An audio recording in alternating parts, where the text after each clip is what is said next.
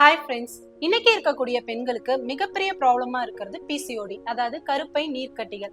இந்த நீர்க்கட்டிகள் எதனால வருது, என்ன பண்ணா இதை சரி பண்ண முடியும், 100% இதை கியூர் பண்ண முடியுமா, கியூர் பண்ண என்னெல்லாம் பண்ணலாம், இதை பத்தி தான் இன்னைக்கு வீடியோல பார்க்க போறோம். இப்போ பிசிஓடி வரதுக்கான ரீசன்ஸ் பார்க்கலாம். ஃபர்ஸ்ட் ஒன் ஜெனட்டிக்கா இருக்கலாம். நெக்ஸ்ட் சரியான ஃபுட் நம்ம எடுத்துக்காததுனாலையும் சரியா எக்ஸசைஸ் பண்ணாதனாலையும் இருக்கலாம். இன்னொரு முக்கியமான விஷயம், காசு கொடுத்து வியாதியை வாங்குற மாதிரி நம்மளா போய் ஃபாஸ்ட் ஃபுட் வாங்குறது, ப்ராசஸ்டு ஃபுட் வாங்கி சாப்பிடுறது, இதுதாங்க மெயின் ரீசன். மன அழுத்தமும் இதுக்கு ஒரு முக்கியமான காரணங்க. பிசிஓடி எப்படி ஃபார்ம் ஆகுது, மேல் ஹார்மோன் அதிகமாகி மாதம் வெளியாகக்கூடிய கருமுட்டைகள் வெளியாகாம அதுதான் நமக்கு நீர்க்கட்டியா ஃபார்ம் ஆகுது. உருவாகக்கூடிய சினைப்பை நீர்க்கட்டிகள் கரு உறுதலுக்கு பெரிய பிரச்சனையா இருக்கு. இதை நம்ம நேச்சுரலா எப்படி சரி பண்ணலாம்? ஃபர்ஸ்ட் விஷயம் எக்ஸசைஸ் தாங்க. 90% பிசிஓடிய எக்ஸசைஸ் தான் சரி பண்ண முடியும். என்னதான் நீங்க மெடிசன்ஸ் எடுத்தாலும் எக்ஸசைஸ் பண்ணலினா இந்த ஹார்மோனல் இன்பேலன்ஸ் நடந்துகிட்டே தான் இருக்கும், ரிப்பீட்டடா வந்துட்டே தான் இருக்கும். நீங்க என்ன பண்ணணும்னா ரெகுலரா எக்ஸசைஸ் பண்ணணும். தென் ஒயிட் சுகரை அவாய்ட் பண்ணணும். ப்ராசஸ்டு ஃபுட், ஃபாஸ்ட் ஃபுட் இதெல்லாம் கம்ப்ளீட்டா ஸ்டாப் பண்ணிடணும். இந்த கருப்பை நீர்க்கட்டிகளுக்கு கலர்ச்சிக்காய் ஒரு பெஸ்ட் மெடிசனா இருக்கு. எல்லா நாட்டு மருந்து கடைகளிலுமே நமக்கு கிடைக்குது. ஒரு 100-150 ரூபா தான் வரும். இந்த கலர்ச்சிக்காயை வாங்கி அந்த ஓடுகளை ரிமூவ் பண்ணிட்டு உள்ள இருக்க பருப்போட ஒரு 10 மிளகு வச்சு 48 நாள் எடுத்துட்டே வந்தீங்கன்னா கண்டிப்பா இந்த நீர்க்கட்டிகள் சரியாகும். இந்த கலர்ச்சிக்காய் 2 அல்லது 3 எடுத்துக்கலாம். காலையில வெறும் வயிற்றுல தான் சாப்பிடணும்.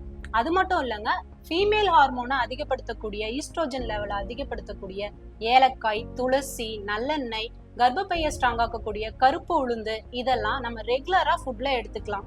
மலை வேம்பு, இது கிராமப்புறங்கள்ல நம்ம பார்த்திருப்போம். அப்படி கிடைக்கலன்னா நம்ம கடையிலயும் வாங்கிக்கலாம். இந்த மலை வேம்பை பீரியட்ஸ் டைம்ல ஃபர்ஸ்ட் 3 days வெறும் வயிற்றுல எடுத்துட்டு வரும்போது கர்ப்பப்பையில எந்த பிரச்சனை இருந்தாலும் சரி, அழுக்குகள் இருந்தாலும் சரி, நல்லாவே வெளியெடுத்து கர்ப்பப்பைய சுத்தம் பண்ணி கொடுக்குது.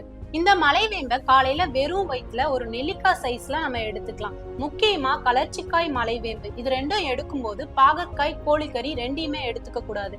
சைடு எஃபெக்ட்ஸ் வருமானு கேட்டா வராது. பட் நம்ம சாப்பிடக்கூடிய அந்த மெடிசன்ல இருக்க ஃபுல் பெனிஃபிட்ஸ் நமக்கு கிடைக்காம போகலாம். இந்த பீரியட்ஸ் டைம்ல மலைவேம்பு எடுக்கும்போது எண்ணெய் அதிகமா சேர்த்துக்காதீங்க. புளியும் கம்மியான அளவுல எடுத்துக்கோங்க.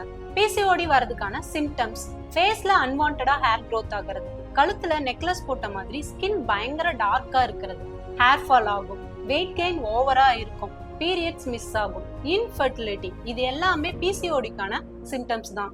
இந்த பிசிஓடிய சரியா கவனிக்காம விட்டா என்னெல்லாம் பிரச்சனைகள் வரும்?